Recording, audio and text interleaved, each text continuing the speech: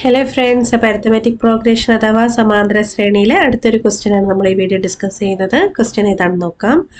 87 മുതൽ 190 വരെ 3 കൊണ്ട് നിശേഷം ഹരിക്കാൻ കഴിയുന്ന എത്ര സംഖ്യകളുണ്ട്? 4 ഓപ്ഷൻസ് ഇവിടെ കൊടുത്തിട്ടുണ്ട്. നമ്മൾ കഴിഞ്ഞ പ്രോബ്ലം ചെയ്ത അതേ മോഡൽ തന്നെയാണ്. അപ്പോൾ ഇവിടെ ചെയ്യേണ്ടത് ഒരു സംഖ്യ മുതൽ വേറൊരു സംഖ്യ വരെ എന്ന് പറയുമ്പോൾ എന്താ ചെയ്യേണ്ടത്? ആദ്യത്തെ സംഖ്യയിൽ നിന്ന് വേണം 1 മൈനസ് ചെയ്യാനായിട്ട്. അപ്പൊ 87 നിന്ന് 1 മൈനസ് ചെയ്താൽ നമുക്ക് 86 കിട്ടും. 190 നമ്മൾ എന്ത് ചെയ്യും? അവസാനത്തെ സംഖ്യ അതുപോലെ തന്നെ കൊടുക്കുക. അപ്പൊ 190 അതുപോലെ തന്നെ കൊടുത്തു.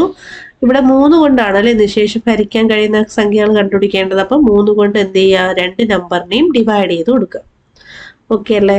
അപ്പൊ 86 3 കൊണ്ട് ഡിവൈഡ് ചെയ്യുമ്പോൾ നമുക്ക് എത്ര കിട്ടുമെന്ന് നോക്കാം.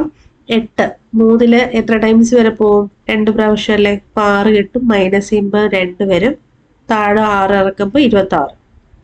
3 എത്ര ടൈംസ് വരെ പോവും? 8 പ്രാവശ്യം പോവും അല്ലെ?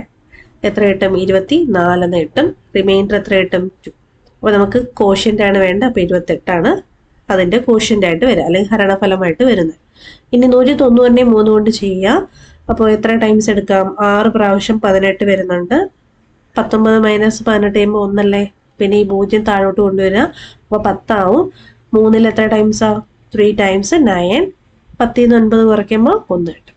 അപ്പം 63 28 ഇവിടുത്തെ ഹരണഫലം എന്ന് പറയുന്നത്. ഇനി അതിന്റെ വ്യത്യാസം കാണുമ്പോൾ കിട്ടുന്നതാണ് നമ്മുടെ ആൻസർ. 63 28 മൈനസ് ചെയ്യുമ്പോൾ നമുക്ക് എത്ര കിട്ടും? 35 എന്ന് കിട്ടും. സോ ഓപ്ഷൻ എ ആണ് ഇവിടെ ആൻസർ ആയിട്ട് വരിക. ക്ലിയർ അല്ലേ?